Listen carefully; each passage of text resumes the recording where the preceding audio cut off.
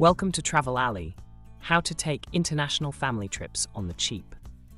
Have you ever wondered how some families take frequent international vacations or even spend an entire year abroad? I feel the vibe of this unspoken question whenever we talk with friends and family about our trips. Where do you get the money?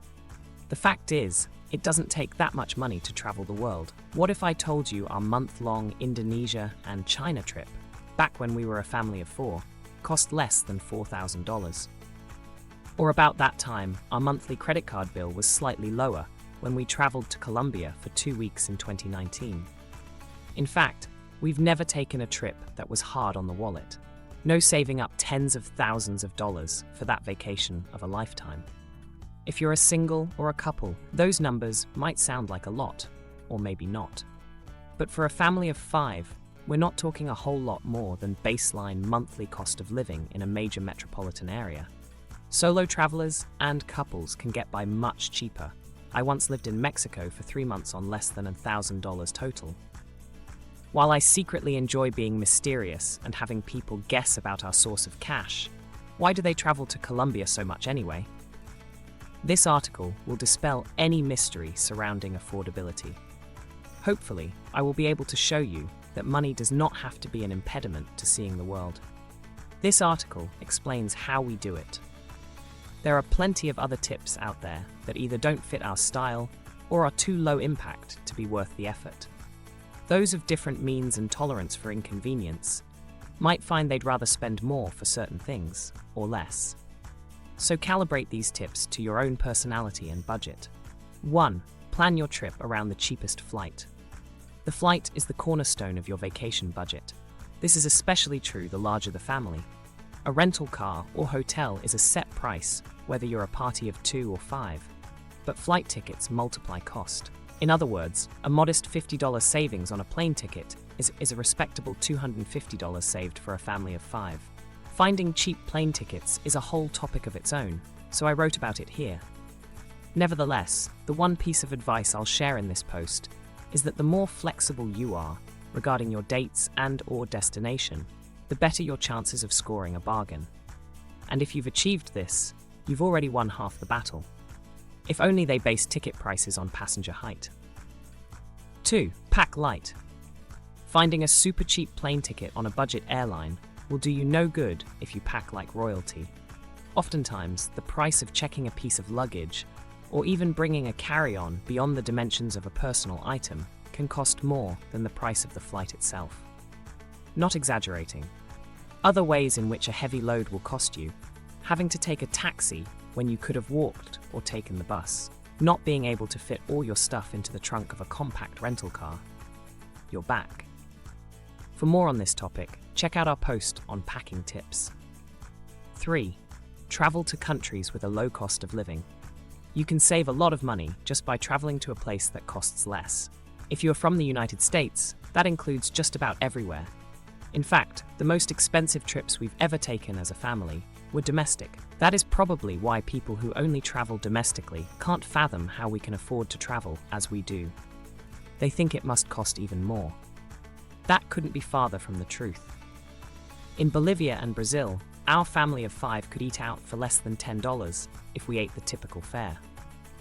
In Colombia, we splurged on a modern Airbnb with 3 bedrooms, a big kitchen, and a private swimming pool for the same as it would cost to rent the cheapest 2-bedroom apartment in the Chicago suburbs. South America, not your cup of tea? We spent no more than $50 per night on boutique hotels before we had children in Italy and Spain. And of course, most of Asia is well known to be very economical for tourists. 4. Consider renting a car.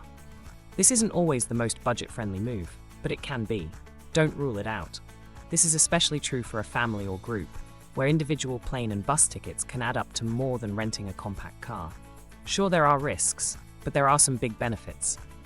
You can stop for potty breaks whenever you like, or you can stop at a fruit stand. Also, you need to think about the overall trip cost, beyond comparing bus-plane tickets versus rental fees. For example, you may be able to find more affordable lodging by widening your range with a car that you couldn't get to easily with public transit. You can also travel more independently. Instead of paying hundreds of dollars per head for a tour, you can do it yourself at your own pace. But 5. Pay for tours only when you have to. Speaking of tours, those can get pricey. Our rule of thumb is, if you can get there by road or trail, you can do it yourself. If you need a boat or helicopter, you probably need to purchase a tour. We've saved a lot of money by reading other travel blogs, asking locals where to go, and doing it on our own. 6. Stay at Airbnbs and homestays. For one, Airbnbs provide more space and amenities for the same price as a hotel room. But again, looking at the overall price of the trip, you can also save money simply by having a kitchen at your disposal. Sure, eating out is part of the fun, but having a bowl of cereal for breakfast or packing a sandwich for lunch is often more convenient and cost-effective. You can still eat out whenever you wish. Sure, it's fun to eat out, but learning a new way to cook can also enhance the experience. 7. Stick around for longer. How can longer equal cheaper, you may ask?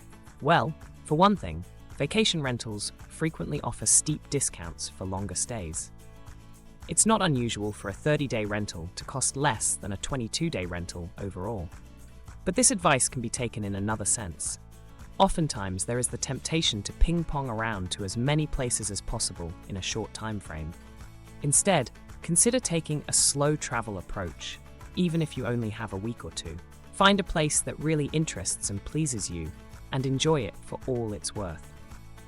Not only is it cheaper to travel that way, because of lodging discounts and less transit-related expenses, but it also affords you more opportunities to develop friendships and experience all the surprising things that lie beneath the surface that a more transient tourist will miss. And it reduces your total carbon emissions. 8. Rely on your network. You might not think you know that many people that live abroad, but if you poke around your social network a bit, you might be surprised. All you need is a friend of a neighbor sort of connection. You can also develop first-hand international connections by hosting foreign visitors in your home or volunteering to teach ESL, English as a Second Language. I'm not suggesting that you should invite yourself to someone's house or demand anything at all. Simply let people know that you will be in their neighborhood and see what comes of it. Maybe you'll get some good tips about things to do or avoid in the area. Potentially, they'll hook you up with other friends or family. Sometimes, they'll even offer a free stay at their home. Always make sure to show your appreciation for people's kindness and hospitality. Be a good guest. Bring gifts. Be helpful. Make your hosts glad you came. 9. Work or volunteer opportunities abound. To volunteer or work abroad with sites like Workaway. If you are very budget conscious and don't want to pay the fee to be a member of the site, there is a way around that. Browsing for opportunities is free on the website. But then when you're ready to reach out, do some sleuthing on the internet and find an alternative way to contact them. It's usually not that difficult.